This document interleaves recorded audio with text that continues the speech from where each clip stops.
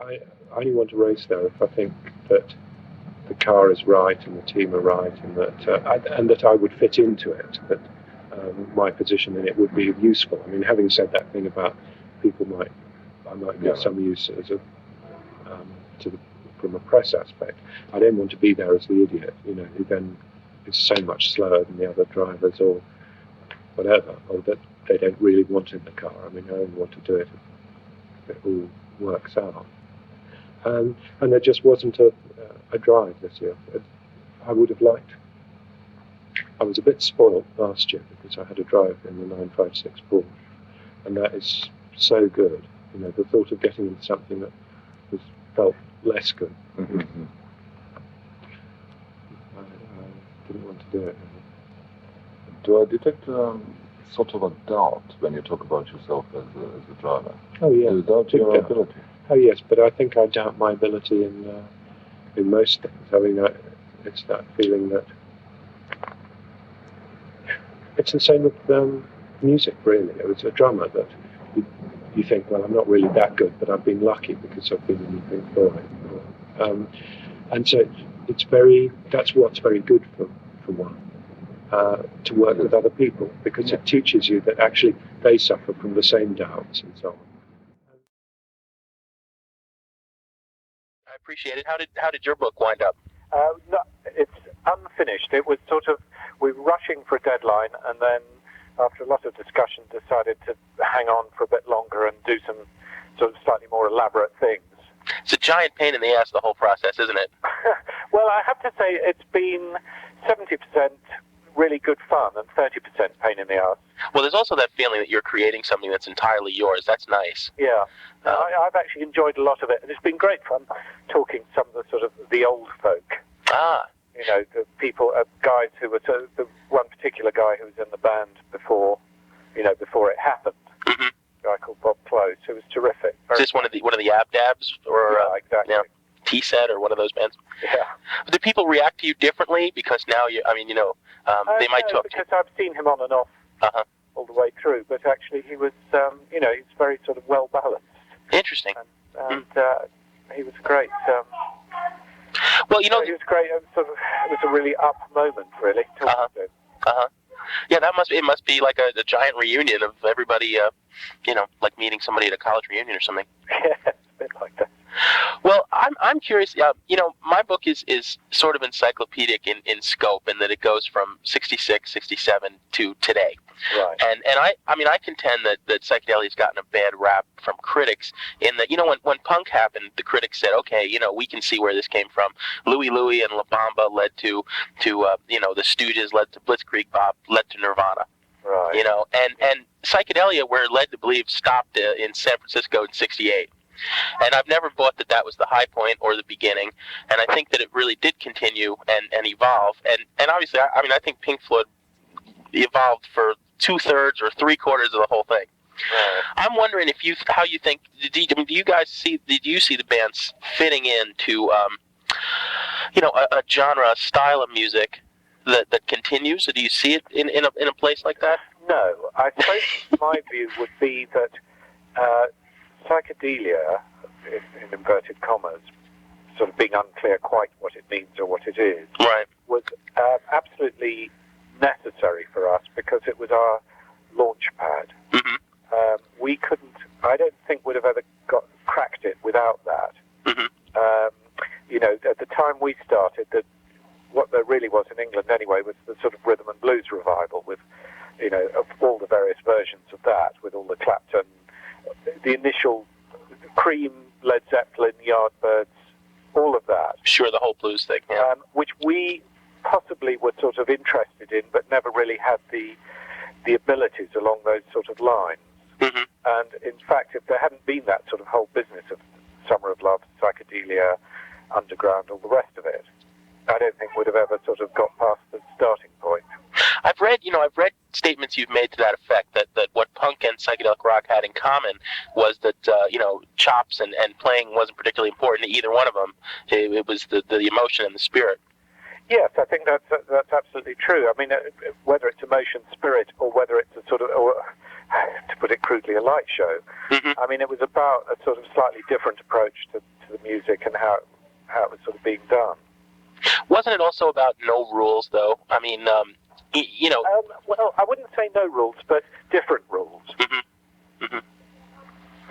Yeah, no, I'd say different rules. And there was some logic to it. Sure. Well, you were still crafting songs and still working with, but you could bring synthesizers in and put the guitars backwards and record things upside down, inside out. Yeah. Was there a sense from the beginning when you were working on Piper and the second album? I mean, was there a sense of trying to create a place that you took the listener? I mean, those early psychedelic albums, Revolver, Piper the Gates of Dawn, Beach Boys' Pet Sounds, and you get the sense that people are using the recording studio to create a space in the imagination, which was new in rock and roll. Yeah. I mean, I think the problem really is that it's quite a long way back. When I look back on it, I think that there was probably more of a feeling in the studio of experimentation for one's own interest. I mean, the idea of sort of taking people to a different space is really a sort of over-intellectualizing it.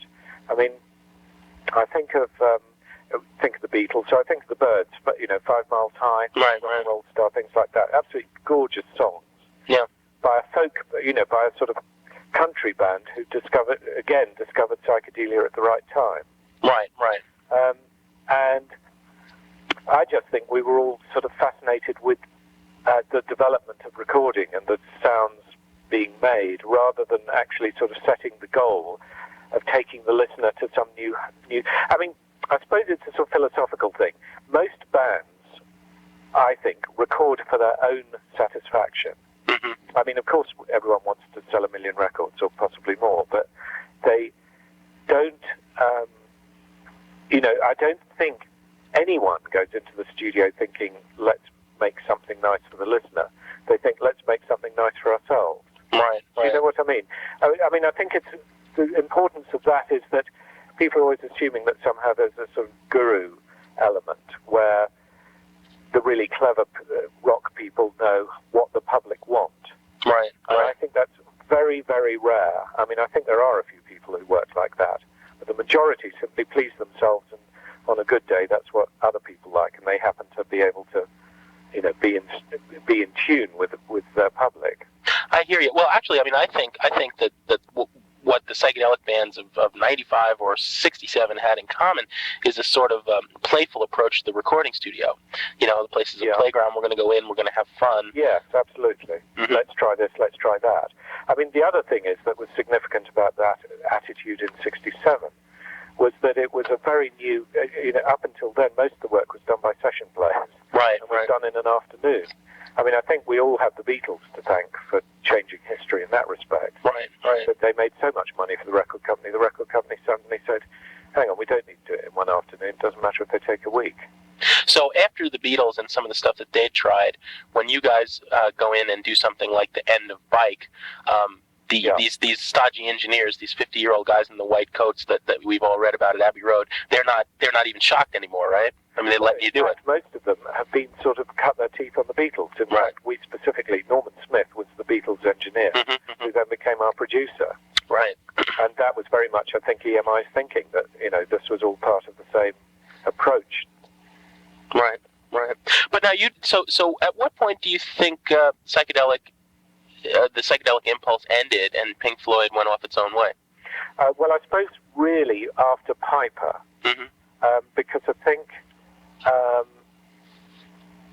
particularly after Sid, I mean, I feel that Sid's lyrics were more in the psychedelic vernacular, more abstract, more related to the sort of flared trousers and coloured scarves. There's the whimsical element and the laughing gnomes, As soon as Roger took over, Roger's writing, although I think he tried at the sort of one would call it the psychedelic approach, certainly things like Set Controls for the Heart of the Sun.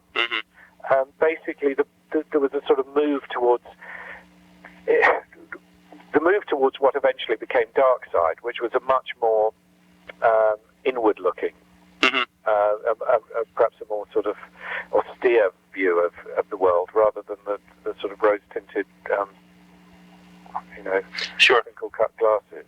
Right.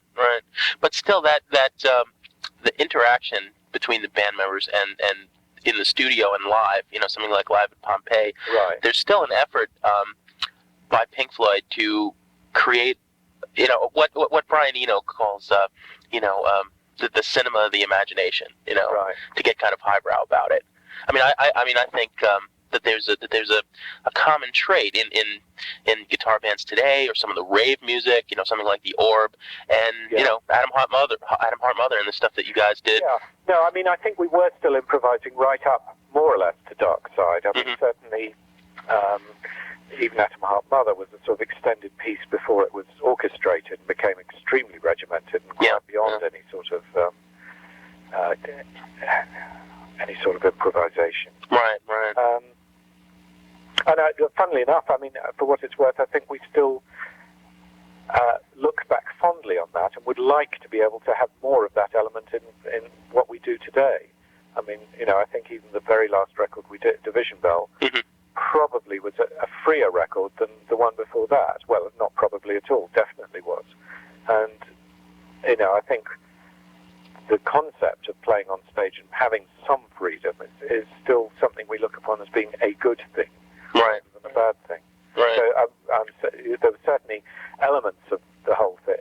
I suppose it depends a bit whether one's talking about the lyrical content, which obviously is sort of specific, or the musical content of what we've done, and what relates to to psychedelia. Yeah.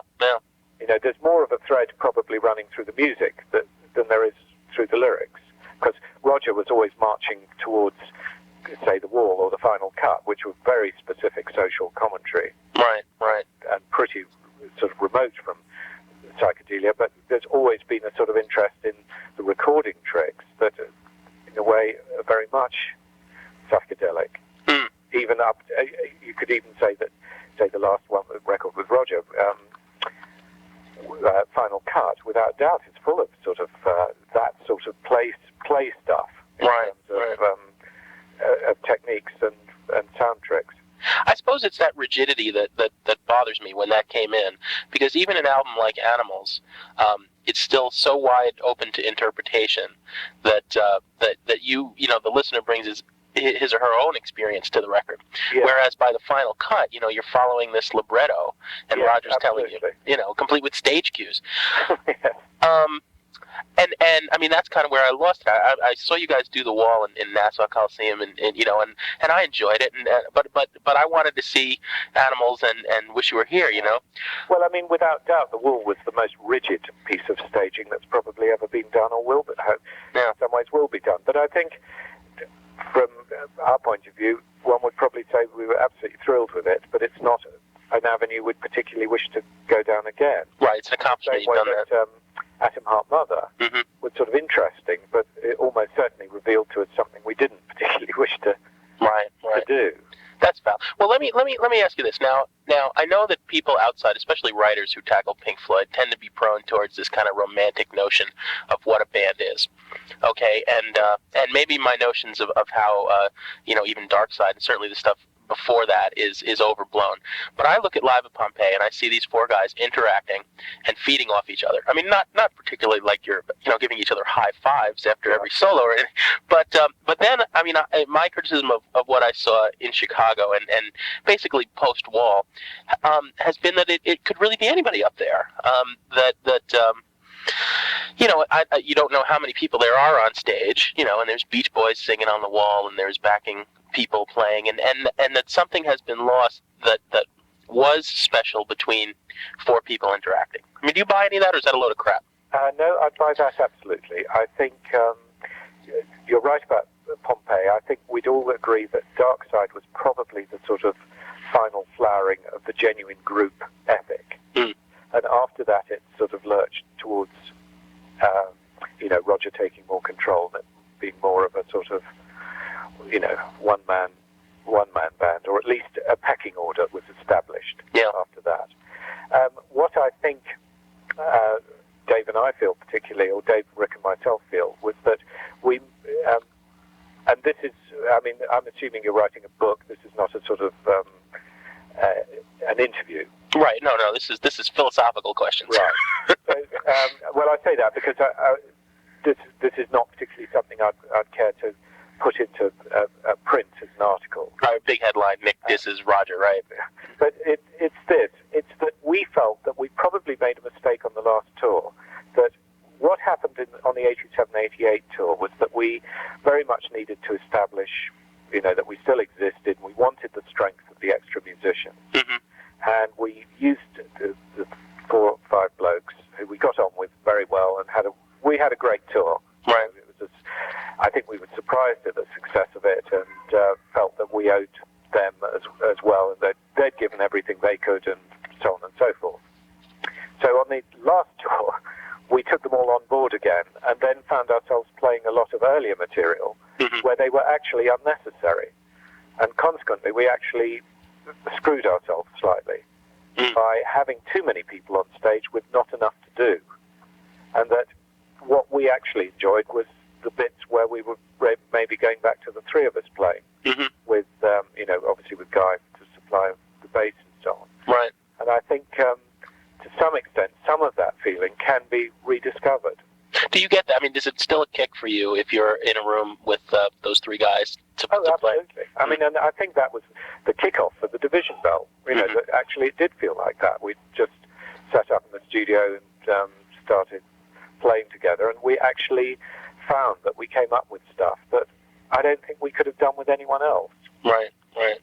And that was sort of quite a, that was certainly fairly magical, really. Well, and I think it's in a way, as I say, we made a bit of a mistake, because what we should have perhaps done is worked out a slightly different way of doing the show on the last tour, where we made more of the fact that we played together as a smaller group, and then perhaps done a second set or a first set with all the extra musicians. Right, right. But as I say, the reason I don't want to sort of it almost sounds like not carping quite, but that sort of dissatisfaction is something to be registered, and we'll do something different next time. Right. Trying to make excuses now for what we did last time. No, I understand that. Well, still, when you guys went to record Division Bell, don't you get the feeling, if we're accepting that part of the initial impulse of what was Pink Floyd was that there were different rules or less rules, but do you feel more ruled in now, more walled in? Yes, definitely. I think what happens is that your sort of your field of operation, you always know that you can do anything you like, but as time goes by, it narrows down so that your breadth of vision in 1967 is sort of 100 foot, whereas 30 years later you've learned so much that in fact for some reason you've sort of found the areas where you operate best. And I don't think it's laziness, just so much as sort of what one sort of, thank you, Guy. It feels now as though we operate within about 3 foot. Right. So I think one does sort of narrow the vision down, inevitably. I mean, without doubt, the Division Bell is not a groundbreaking record in terms of, anything new that it brings to rock and roll. What it does is it's probably more a sort of the old boys doing what they do best, squire. Now, do you think, I interviewed Genesis once, and I had all 3 of them in a room, and they kind of go on this autopilot, and I really appreciate your frankness. That was an incredibly frank answer. I appreciate that. But you know how sometimes they've been asked these questions a million times. They kind of go on autopilot. At the end of the interview, I said, I just don't get it. Don't you guys wish you could go to the farm and make a record that says "Twisted" as "Lamb Lies Down on Broadway" again? And Phil Collins kind of bristled and said, "Oh, that assumes that we don't do exactly what we want, and we do exactly what we want, and blah blah blah." And Tony Banks turned to him and said, "Oh, shut up, Phil. You know that that's true." And I suppose I wonder how come you and Rick and David can't go in and make something as not remake something like Adam Hot Mother or Metal, but do something that is more visionary than I mean, do you think you could still do that, or do you need to do it outside? In fact, we actually, what we ended up with was, and again, this is sort of off the record because I'm not quite sure where we'll lead with it next. Okay. But when we were doing the last record, what we ended up with was sort of half of it which was songs, and another half which was just sort of almost ambient music. Mm. And if we'd had more time, we were seriously considering trying to do a sort of double album where there was a satellite album attached to it, which was more or less thrown in, which was just sort of playing. Right. And I think we might try and get back to that at some point, do some more of it, because it was fun. But I'll tell you, the problem there again is that there is a pressure, and there's a pressure from the record company, and there's a pressure on oneself. And the pressure was increased, in our case, I think, by the split with Roger. Right. That we certainly couldn't have done anything like that immediately after Roger had left, and I think we probably, whereas I think now we could. But I think at the time, the last couple of records, there's been that feeling that we had to produce a proper Pink Floyd record with songs and all the rest of it. Yeah. Rather than get sort of, it's almost as though it had to be that much more difficult than just doing what sort of something a bit freer. It's kind of ironic because I would figure that if you're at a point like where you guys are, in the old days there were expectations because you were maybe going to have to go to a day job if whatever didn't work. Whereas now you don't have to worry about that, and you can do whatever you want, except you can't because it's labeled Pink Floyd. Well, absolutely. But I think, having said that, there's another element to it, which is that it's very easy to get trapped into a cycle of recording tour. Yeah. And the way to do it is probably to break it and do a record that isn't really a touring record. And right. Just sort of, I think what it really is, that one has to make a very conscious effort to break those sort of boundaries. One just does. I don't think it's laziness. I think it's a combination. As you get more successful, it doesn't necessarily free you up. It gives you increased responsibility in some ways. Yeah. And that's perhaps an element. You feel you've got, you're carrying. I think one thing that's definitely true of us, and I'm sure it relates to all the other bands, is you're carrying the baggage of your history. So every record is going to be judged against the other, all the other things you've done. Right. And that can sometimes be quite onerous. Yeah. You feel, well, we can't really do a record of sort of joke songs or whatever. Right, or ambient. Well, and do you, and to go back to where we started, you don't see a connection between some of the ambient stuff that didn't make it onto Division Bell and the Orb, or some of the guitar things that are happening in England, My Bloody Valentine? Yes, I do. I certainly think that's... Okay, but you don't call it psychedelic? No, I suppose not, because it depends a bit what the meaning of psychedelic is.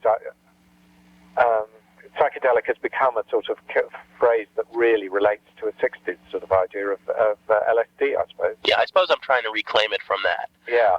Because there is no, I hope there are still strings. I try in interviews to tend to be fairly straight about this business, about the sort of 67 period, and the fact that we were not really part of the psychedelic revolution, but we surfed on it.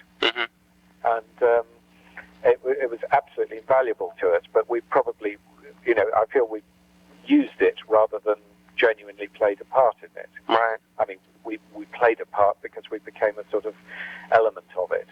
Right. But well, how about that? How about that drug question? I mean, I've posed it to everyone I've talked to in the book. Is it possible to make psychedelic music without having had the psychedelic experience? I mean, how does that play into it? Well, it certainly was in our case, because none of us were tripping at that time at all, apart from Sid. Except for Sid, yeah. I think it is, because I think it's the actual making of records is a technical exercise. Right. The fact of the matter is,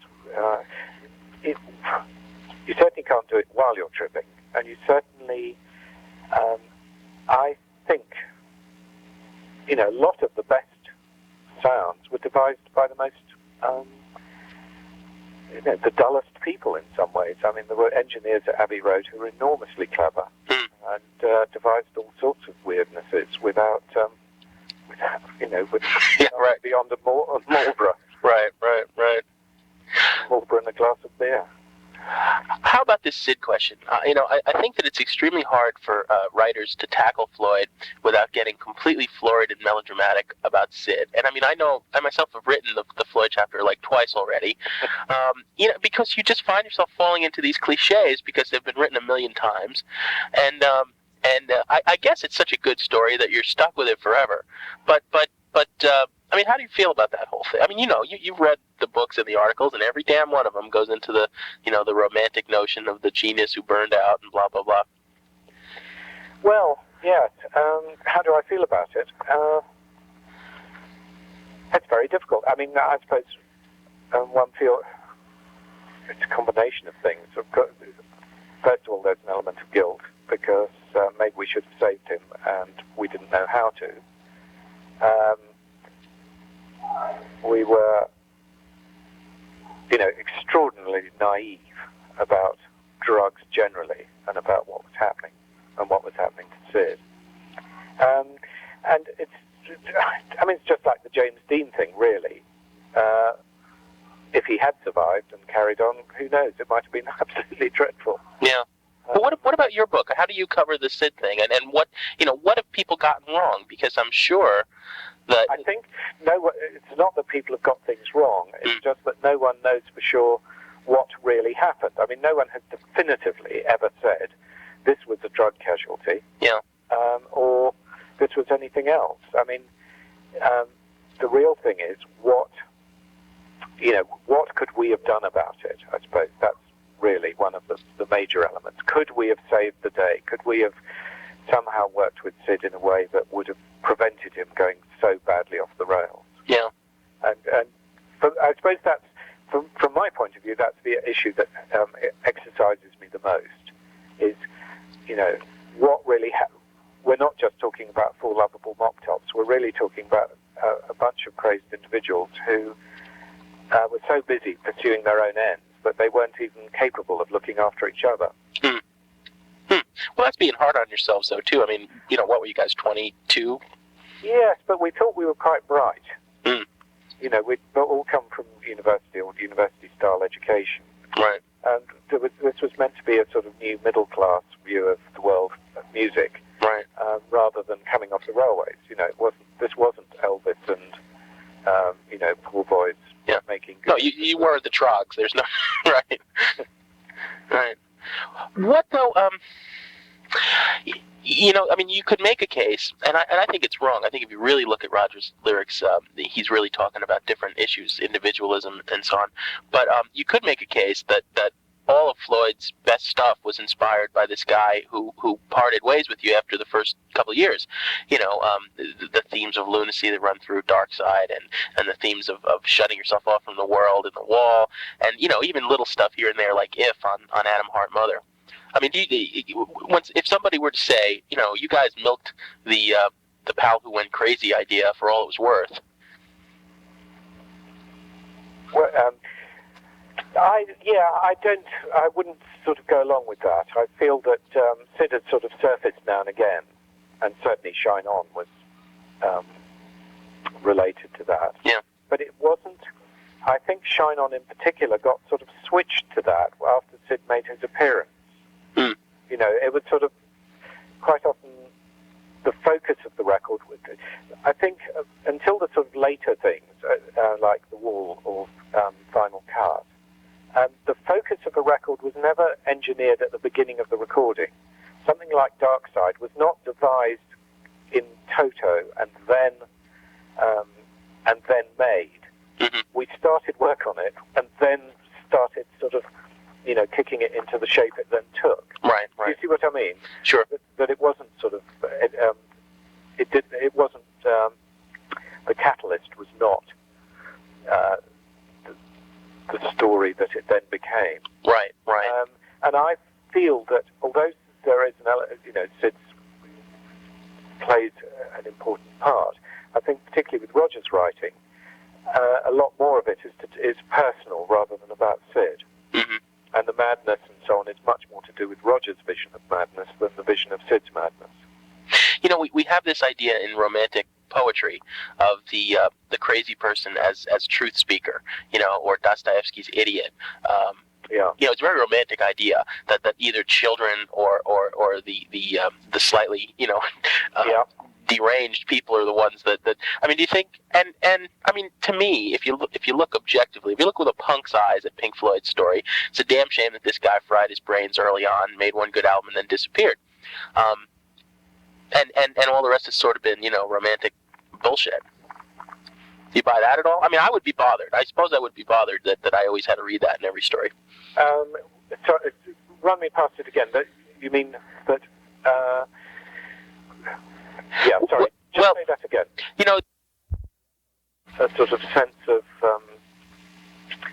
the realization that actually people are almost more fascinated with Sid burning out after 1 year than they are of Roger leaving after 20. Yeah. You know, that there's a fascination. I mean, and I still have a great... It's funny, I was listening to some of the early stuff fairly recently, and Sid was the natural. I mean, he was exactly as you described, the romantic view of, you know, the guy who could just spin it off. Mm-hmm. Whereas Roger absolutely worked like, you know, he taught himself to become a songwriter and worked at it like mad. Yeah. Whereas Sid didn't. Sid just, you know, curled off these lyrics, and even when he was doing, sort of struggling with his solo things, I mean, it was all just sort of almost stream of consciousness. Yeah. And so, yes, it's fascinating to wonder what, you know, what it would have led to or might have led to. Yeah. How about your own role in the group? I mean, I often think that you don't get the credit that's due because when Absolutely right, Jim. Quite right. In fact, I think that's perhaps the element that you could say to yourself. Well, I say this as someone who plays the drums. I mean, I hear, you know, you were the guy who would do those wonderful slow motion fills and tell everybody that it was time to come back to the main theme. You know, was your role kind of the guy who was the anchor and brought everybody back from outer space when it was time to land? I don't think so. I think actually it's a lovely idea, but I don't think so because Roger and I were usually sort of desperately trying to find out where each other were. You know, we would sort of fairly, you know, it was still very amateur music, so quite often there were extended solos where everyone tried to find out where they still were. Right. It's not really a problem for me. I think it's because one of the things that I've really enjoyed about being in this band is not the element of playing the drums. I mean, I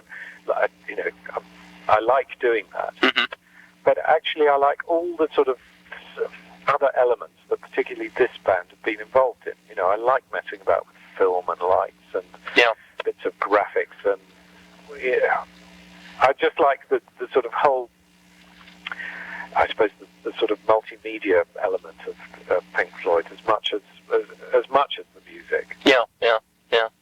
Well, you were an artist, right? I mean, Well, an architect, which is somewhere around that. Well, that Relics cover is a fun thing. That's a neat thing. Yeah. I've enjoyed all that, and I suppose I feel that at the end of the day,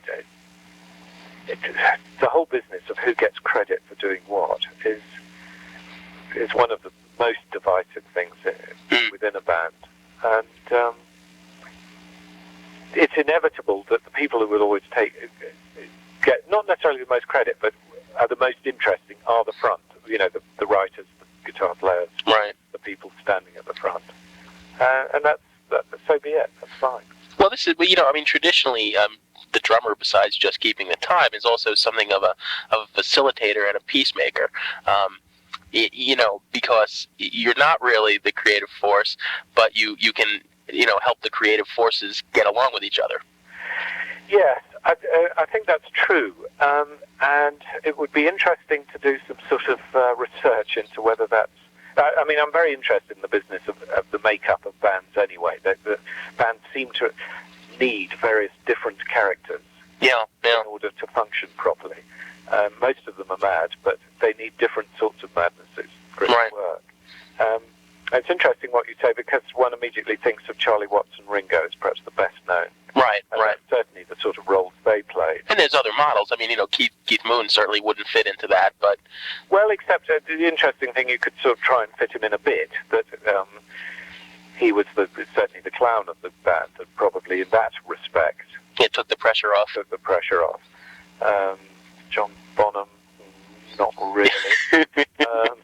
It's one would have to take quite a large group. I mean, quite a large number of bands, and sort of research it and see if the instruments themselves tended to provide particular people. Right. Well, back to the drums though for 1 second. I'm writing about psychedelic rock, and I continually stress the second half of that. Which is to say that I think the Grateful Dead is an awful band because they might be a good psychedelic world beat folk band, but they're not a rock band. They're unbelievably boring. Yeah, they're actually a sort of country band, really. Yeah, and it's just, it's not what interests me, and I think that even Adam Hardmother or parts of Uma Guma, whenever you guys were really getting far out, there was still a basic pulse that kept it from being indulgent wankery. And that was, maybe I'm giving you more credit than you want to take, but no, I'll take that one. Indulgent wankery is something I can do without. So. And part of it is just the pulse. There was a gut reaction. The Pink Floyd still hit you like rock and roll. It wasn't Chuck Berry 2.5 minutes, but there was still a pulse that I think that made it rock and roll. No, I'd go along with that. Yeah. Let me ask you just a couple questions, and then I'll let you go about the that early psychedelic period in 66, 67. What were you thinking? I know you and Wyatt got to be friends, and you worked with him and stuff. What were bands like Soft Machine and The Creation and Arthur Brown, all those groups? What did you think of them, and what was it like being parts of these all night? I make a connection in the book between stuff like the 14-hour Technicolor Dream and raves today. The idea is the same. It's a big party. Lots of people are doing artistic things and taking drugs. Yeah. Nothing changes.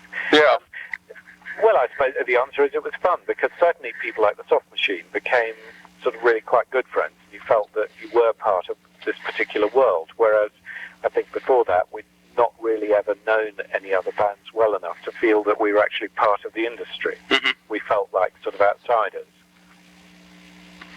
And certainly people like Soft Machine one respected enormously anyway, because they had such technical ability. Mm-hmm. Robert was a bloody good drummer, and all the band could play, by our standards, very well indeed, with that whole sort of, jazz. They were sort of almost more a jazz band than a rock band. Yeah, absolutely. Arthur Brown, again, good players. Didn't really know them very well.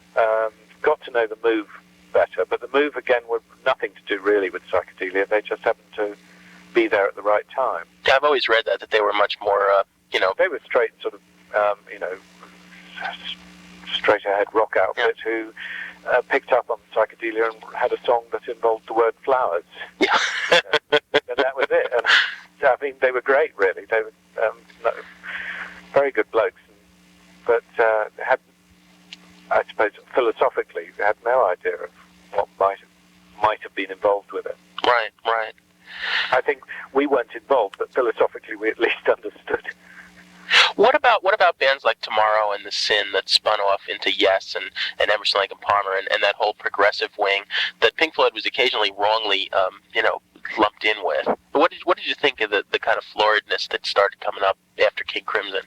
Well, I suppose initially they were much tighter. Again, they were really based on the blues bands again. The initial ELP, the first version of that was when they were backing Patsy, what's her name? You know what I'm talking about? They were called The Nice. Oh, right.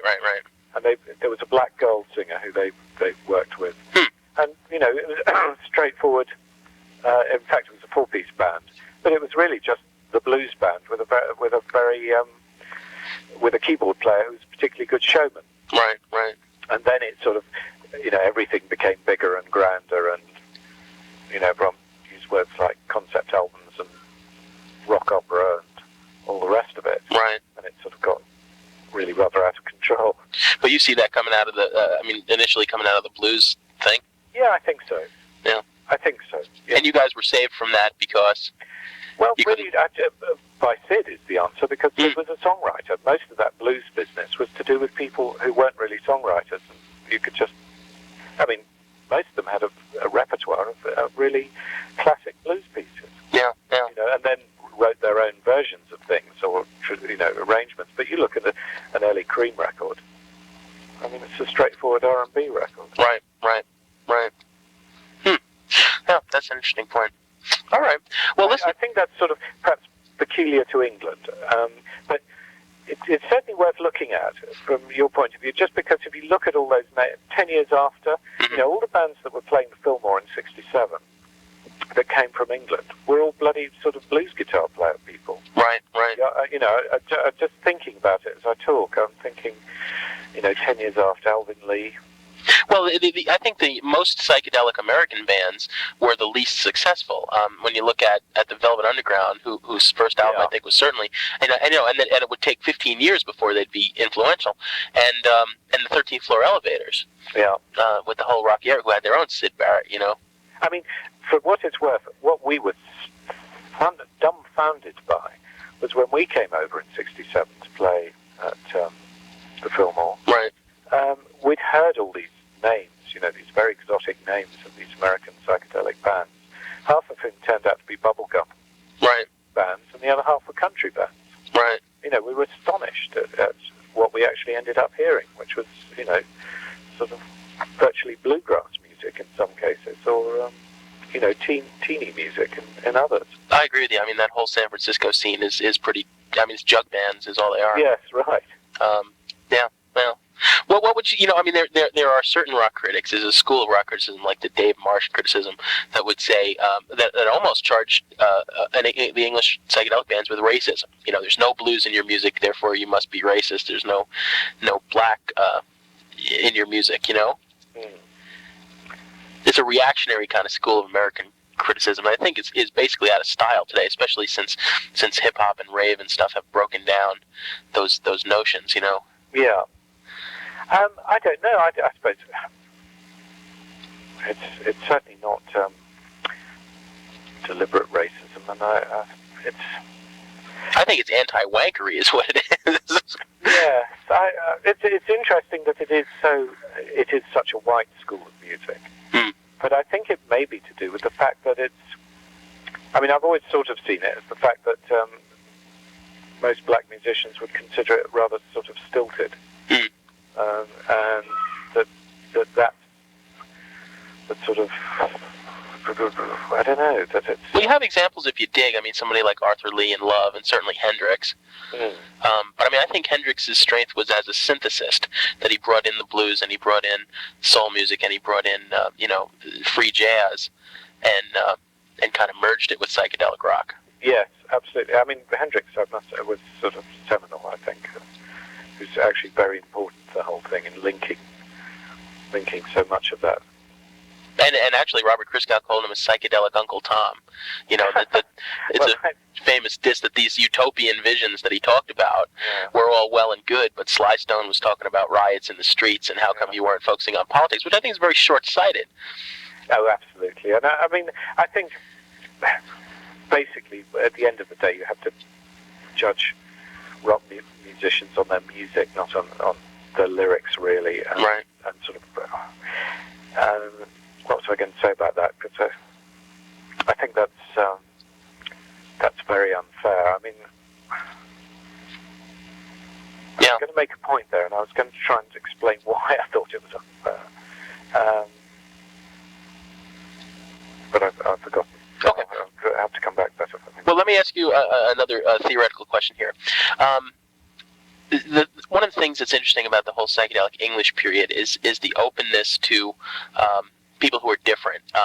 And in particular, I'm thinking about, you know, Sid singing about Arnold Wayne, and often you guys actually looking, you know, kind of fey in photos. And there's an essay I read, which is really interesting, by a gay writer who isn't primarily a rock critic, but was talking about Pink Floyd's homosexual undertones, even from the name Pink Floyd. And apparently, and I don't know this, but apparently that there's lots of the mid-period stuff shows up on gay porno movies from the 70s and 80s, soundtrack stuff, apparently. And But I mean, I think that was part of the mix too. Is that every theater that was open to it was more tolerant than I mean, would you agree with that? Because Sid projects a very ambiguous sexuality. Yes, I mean, we were all dressed up in these sort of rather fancy clothes. Quite true. Yeah. But I think, do you know what? I think we'd sort of say at the time we were pretty innocent of it. I mean, at the time it was rock was such a sort of macho exercise. It was unheard of. Mm-hmm. So I suppose it wasn't conscious like the glam rock stuff later. Yeah, I don't really know what to say to that about that. Because I suppose I feel no specific point of view at the time. Mm-hmm.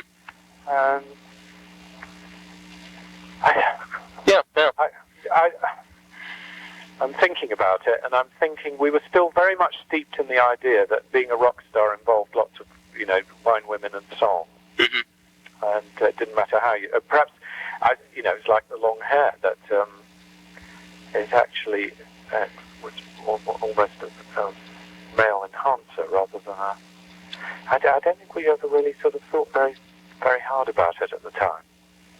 Mm-hmm. Mm-hmm. Was there an openness though to different ideas in terms of, I'm thinking of some of those invites that you see that are always printed in the Floyd books. Who'll be at this 14-hour Technicolor Dream? There'll be murderers and homosexuals and comics and mimes and blah blah blah. Yeah. Was there? There's this notion that it was this big party and that everybody was always open, or was it really just more rock and roll and that was a pretense? No, I think if it's one of the things that can be leveled against music, is that in a way it rather destroyed all that, because it certainly started as a sort of everyone came along and did what they could. It was a sort of opportunity for everyone to be involved and do their own thing, as they say. Right. And that what happened was, as the music became more powerful and became more commercially powerful, the bands could then draw an audience. So instead of having someone who wanted to organise a party, you had a promoter organising a rock fest. Right. All that disappeared, and you ended up with the audience. If anyone got up to dance, it was sit down. And, it changed. You lose that sense of community. When you look at those early tickets, that's exactly what happened. The big Roundhouse actually did have people who made a giant jelly and other people who rolled around in it and people who danced, juggled, what have you. It was, it started as a sort of opportunity for all sorts of people to put on different performances, with the rock element being one part of the performance, or one performance during the evening. But of course, the power of music is such, and the commercial power of music is such, that rapidly moved off into into becoming the major force. Right. Do you are you ever not to be nostalgic about it, but do you see that impulse continuing in other things? Because I certainly do in the rave world, and in punk was very much about community. There was no difference between the audience and the performer. Yeah. At least ideally. That changed too, but I suppose I'm not nostalgic for that, because in a way I suppose I like very much the sort of point we more or less got to. It's good to be a rock star. Well, you never have 90s musicians admit that. I just like being in control of what we're putting out, and right. I suppose, to be brutal, I'm not particularly interested in sharing it with the audience. I want to put it on and let them enjoy it, and then tell me how wonderful I am. Yeah, that's fair enough. Sure. Okay. Yeah. All right. Well, listen, Nick, that's everything I had, and I didn't mean to keep you quite so long. I really appreciate it. Interesting conversation. Good. Well, if there's anything, you particularly want to come back on, or if there's, if you want